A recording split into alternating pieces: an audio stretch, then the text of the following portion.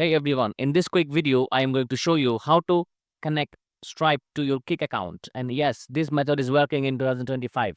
So let's jump right in. First, open your browser and head over to kick.com. Log into your Kick account using your credentials. Once you're logged in, you'll land on your homepage. Now go to the top right corner and click on your profile avatar. From the drop-down menu, select subscriptions. This will take you to the transactions page.